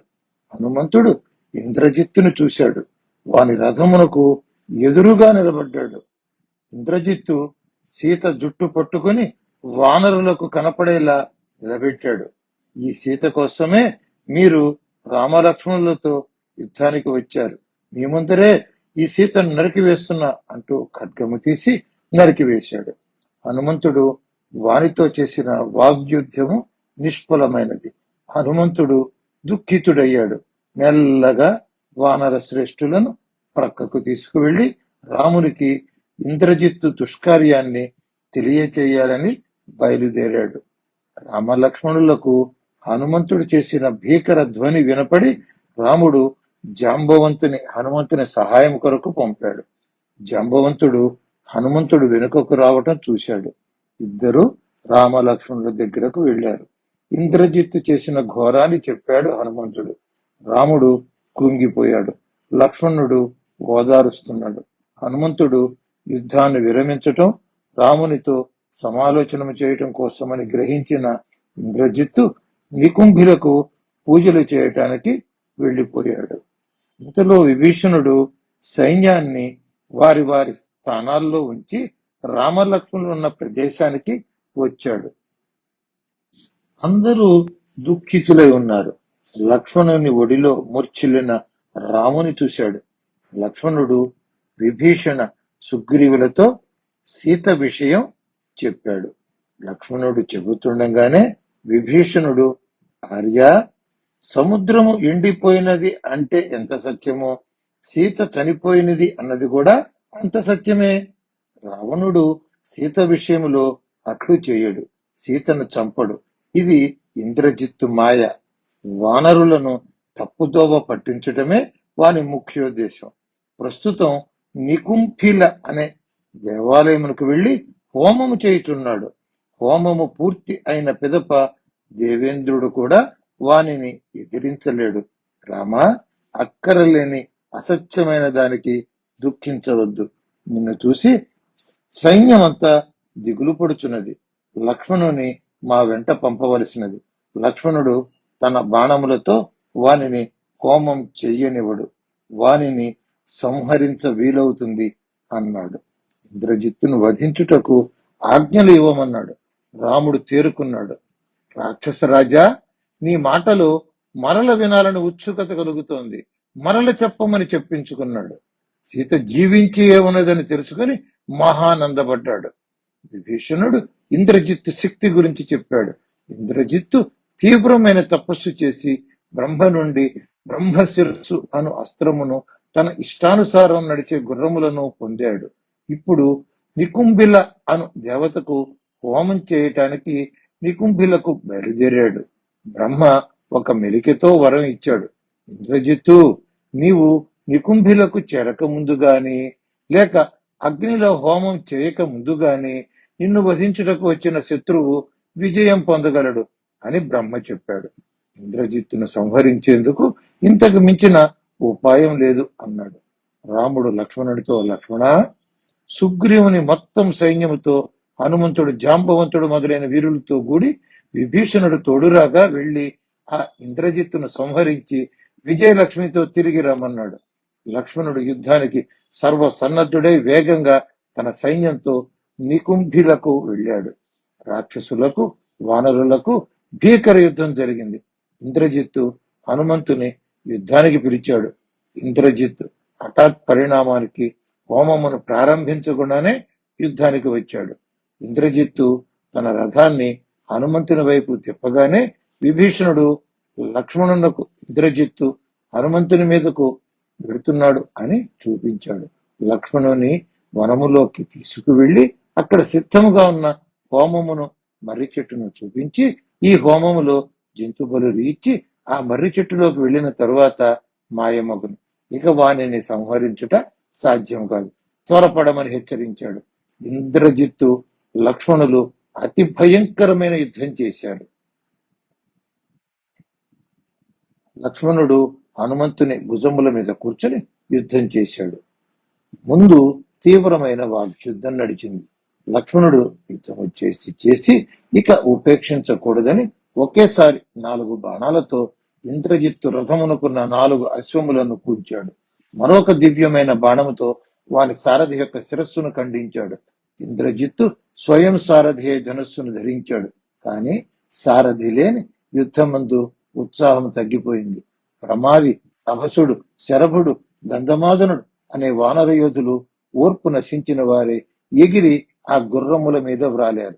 వారి బలమునకు ఆ అశ్వముల నోటి వెంట రక్తము స్రవించినది. వారు ఆ గుర్రములను చంపి రథమును ధ్వంసం చేశారు. గుర్రములు పోయి, రథము కూడా పోయి, ఇంద్రజిత్తు ఆగ్రహంతో క్రిందకి దూకి లక్ష్మణుని మీదకు దుమికాడు. రథము కోసం నగరంలోకి వెళ్లి రథారూఢుడై తిరిగి వచ్చాడు. లక్ష్మణ విభీషణుల లక్ష్యంగా వారి వద్దకు వెళ్ళాడు. లక్ష్మణుడు తన బాణాలతో వాని ధనుస్సులను విరిచివేశాడు.